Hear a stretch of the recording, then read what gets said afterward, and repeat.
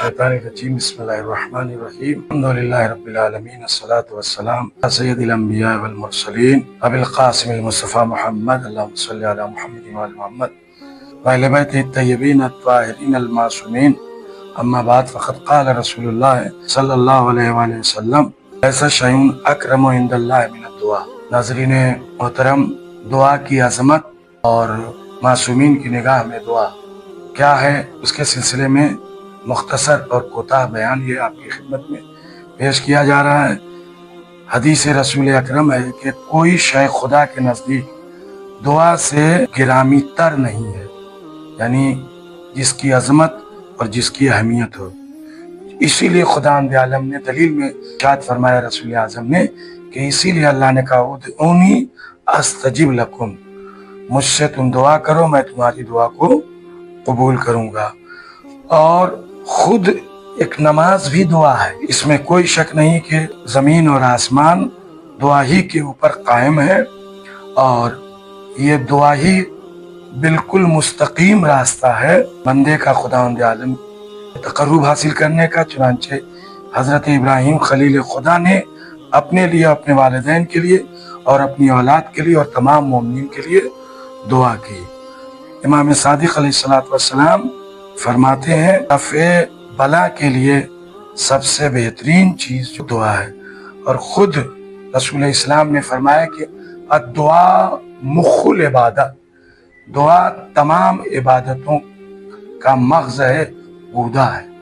یعنی جیسے گودے کی اہمیت ہے ویسے ہی عبادت کے درمیان دعا کی اہمیت ہے۔ خود حضرت صلی اللہ علیہ وسلم نے فرمایا بہترین جو سپر مومن کے لیے وہ دعا ہے، وہ زمانے کی بھی سیاہ در رابی کو بھی برایت باز شود، اور جس وقت بار بار تم دروازے کو کھٹکھٹاؤ گے تو دروازہ کھٹکھٹانے والے کے لیے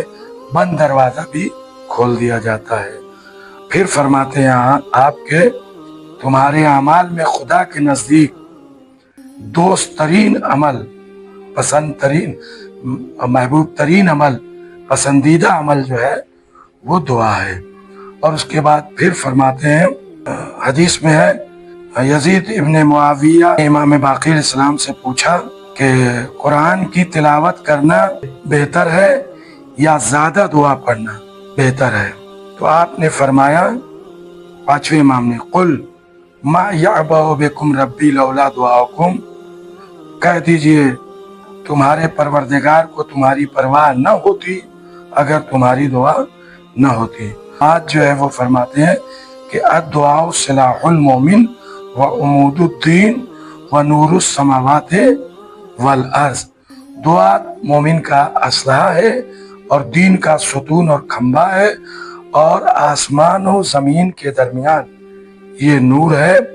اور اس کے بعد پھر رسول خدا فرماتے ہیں کہ علیک بالدعاء فإنہ شفاء من کل داء،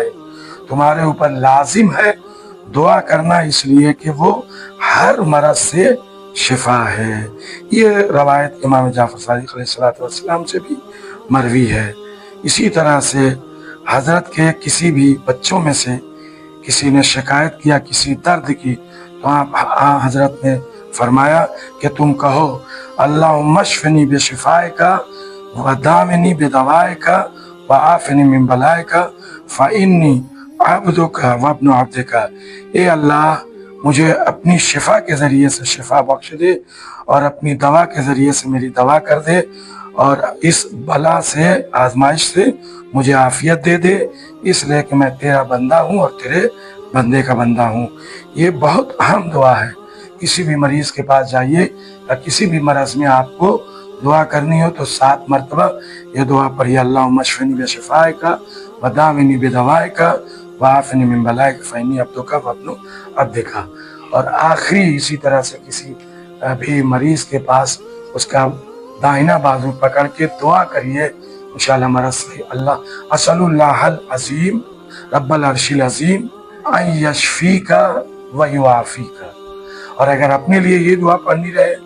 تو یہاں پر اسأل اللہ العظیم رب العرش العظیم